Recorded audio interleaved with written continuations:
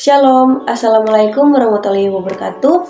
Om Swastiastu, Namo Buddhaya, Salam Kebajikan. Perkenalkan, kami dari kelompok 5. Jadi tujuan kami membuat video di saat ini untuk memenuhi salah satu tugas ujian akhir semester dari mata kuliah keperawatan menjelang ajal dan paliatif dengan dosen pengampu yang kami sebut dengan hormat Nurse Teni Elias Escape MCAP. Nah, jadi di sini kami akan memaparkan materi dengan judul Asuhan Keperawatan Gagal Jantung. Dan perkenalkan, saya Ledita Mariska BE dengan NIM 2214201102. Perkenalkan, nama saya Andraita Chandra, NIM 2214201021. Perkenalkan, nama saya Claudia Tarore dengan NIM 2214201036. Saya Meseren Gabriela Rantung, NIM 2214201003. Baik, kita masuk ke materi. Untuk itu, gagal jantung adalah suatu keadaan ketika jantung tidak mampu mempertahankan sirkulasi yang cukup untuk kebutuhan tubuh. Gagal jantung terjadi karena kondisi jantung yang terlalu lemah dalam memompa darah ke seluruh tubuh untuk memenuhi kebutuhan oksigen dan nutrisi. Secara umum, penyebab gagal jantung dikelompokkan sebagai berikut. A. Disfungsi miokard. B. Beban tekan berlebihan, hembumanan sistolik. C. Beban volume berlebihan, hembumanan diastolik atau diastolik overload. D. Peningkatan kebutuhan metabolik. Berikutnya manifestasi klinis. A. Gagal jantung kiri terdiri dari kongesti pulmonal yaitu dyspnea sesak, batuk, krekas paru, kadar saturasi oksigen yang rendah, adanya bunyi jantung tambahan, bunyi jantung S3 atau galop ventrikel, bisa dideteksi melalui auskultasi, dyspnea saat beraktivitas, ortopnu, dyspnea nokturnal paroksismal atau PND, batuk kering dan tidak berdahak di awal, lama-kelamaan dapat berubah menjadi batuk berdahak, edema ekstremitas bawah, distensi vena leher dan ascites, hepatomegali dan nyeri tekan pada kuadran kanan, atas abdomen terjadi akibat pembesaran vena di hepar, anoreksia dan mual, dan kelemahan. B. Gagal jantung kanan kongestif. Jaringan perifer dan visceral menonjol karena sisi kanan jantung tidak mampu mengosongkan volume darah dengan adekuat sehingga tidak dapat mengakomodasikan semua darah yang secara normal kembali dari sirkulasi vena. Selanjutnya, klasifikasi gagal jantung.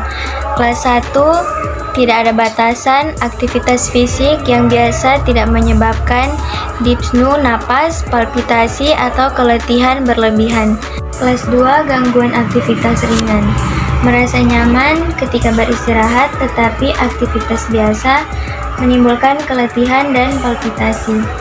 Kelas 3, keterbatasan aktivitas fisik yang nyata.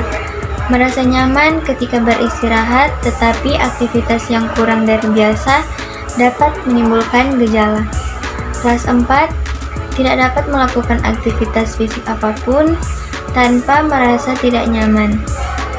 Gejala gagal jantung kongestif ditemukan bahkan pada saat istirahat dan ketidaknyamanan semakin bertambah ketika melakukan aktivitas fisik apapun. Selanjutnya, patofisiologi dan patoi. Kekuatan jantung untuk merespon stres tidak mencukupi dalam memenuhi kebutuhan metabolisme tubuh. Jantung akan gagal melakukan tugasnya sebagai organ pemompa sehingga terjadi yang namanya gagal jantung.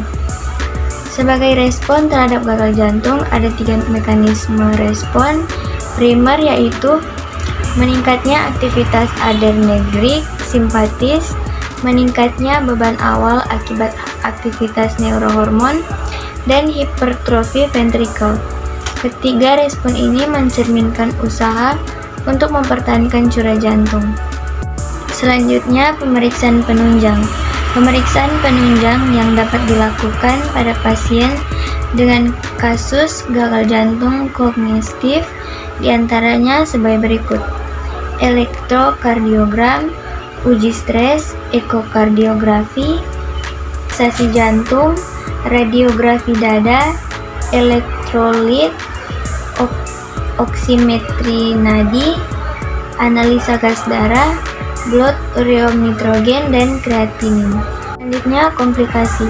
Komplikasi yang terjadi pada klien congestive heart failure yaitu hepatomegali, asites, edema paru.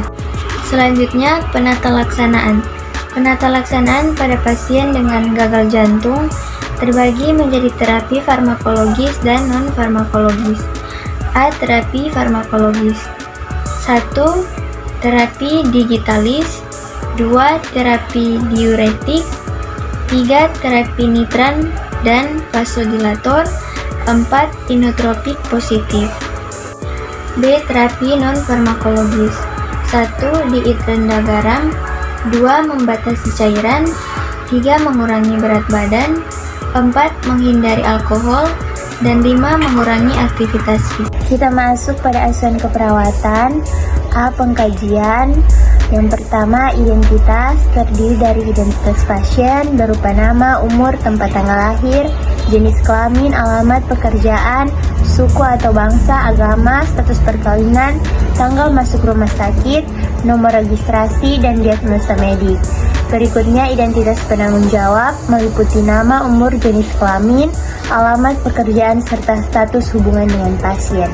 Berikutnya, riwayat kesehatan berupa keluhan utama meliputi sesak saat bekerja, dyspnea, noktural, paroksimal, ortopnea, lelah, pusing, nyeri dada, edema ekstremitas bawah, nafsu makan menurun, nausea, diatensi abdomen, urin menurun.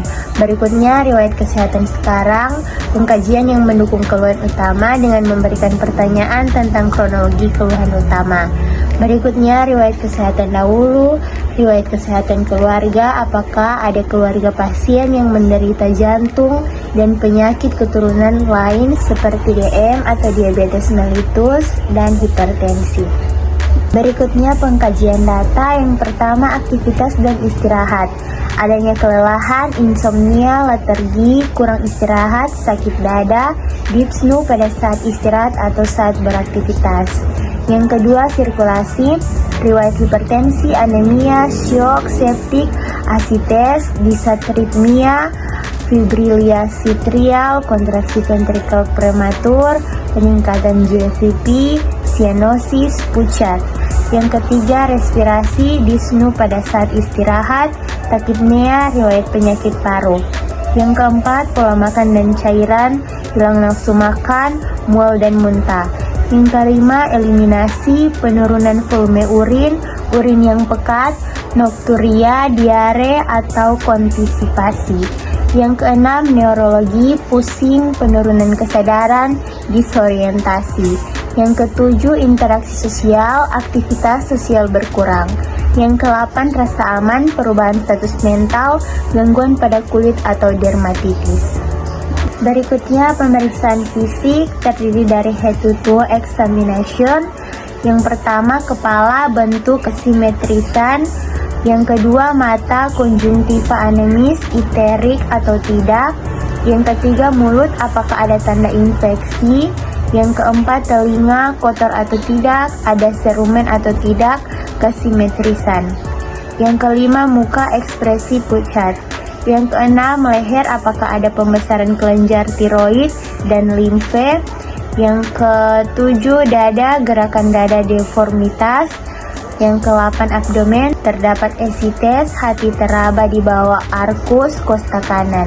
Yang ke-9, ekstremitas, refleks warna dan tekstur kulit edema, clubbing bandingkan dengan arteri radialis, kiri dan kanan.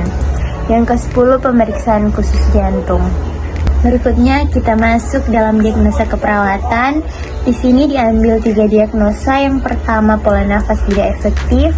Yang kedua, hipervolemia. Dan yang ketiga, intoleransi aktivitas. Intervensi keperawatan manajemen hipervolemia. Tindakan observasi. Yang pertama, periksa tanda dan gejala hipervolemia. Kedua, meningkat refleks patojugular positif suara napas. Tambahan, identifikasi penyebab hipervolemia. Yang ketiga, monitor status hemodinamik. Yang keempat, monitor intake dan output cairan. Yang kelima, monitor tanda hemokonsentrasi. 6. monitor tanda peningkatan tekanan onkotik plasma. Yang ketujuh, monitor kecepatan impuls secara ketat. 8. Monitor efek samping diuretik terapeutik. 1. Timbangan berat badan setiap hari pada waktu yang sama. 2. Batasi asupan cairan dan garam. 3. Tinggikan kepala tempat tidur 30-40 derajat. Edukasi. 1. Anjurkan melapor jika haluan urin 0,5 kurang dari 0,5 ml dalam 6 jam.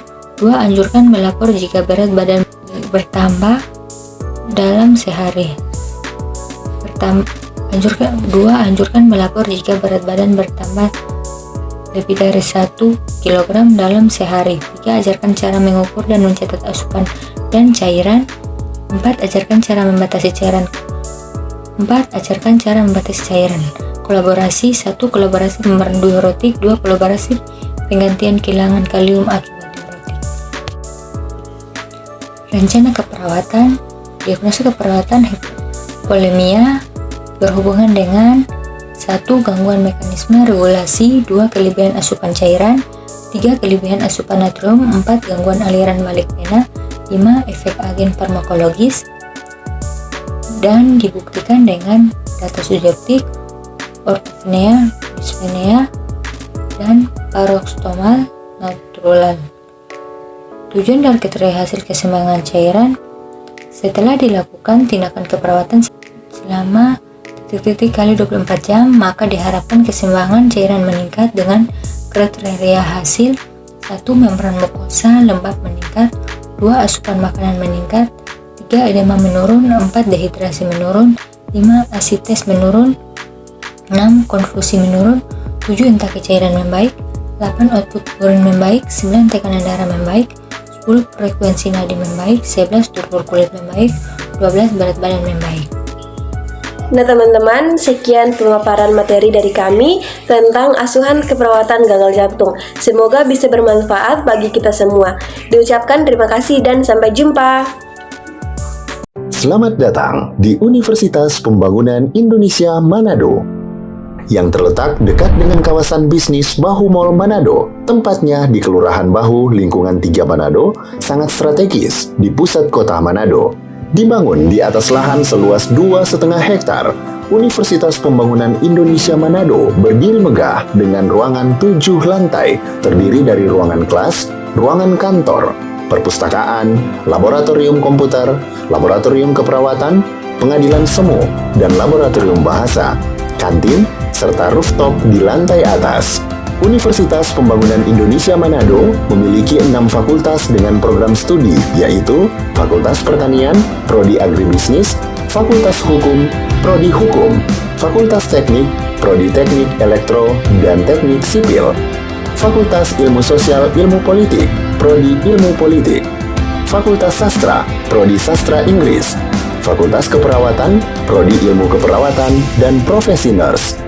Didukung oleh sumber daya manusia yang berkompeten dan tersertifikasi, Universitas Pembangunan Indonesia Manado memiliki dosen dan tenaga kependidikan dengan latar belakang S2 dan S3 lulusan dalam dan luar negeri. Proses belajar mengajar dilaksanakan dengan teknologi informasi merujuk perkembangan dunia modern saat ini, dilakukan dengan sistem e-learning dan sistem ujian online atau ULAIN.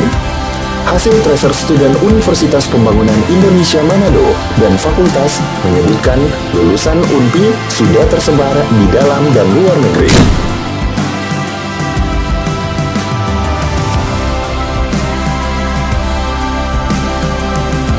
Selamat bergabung putra-putri terbaik bangsa.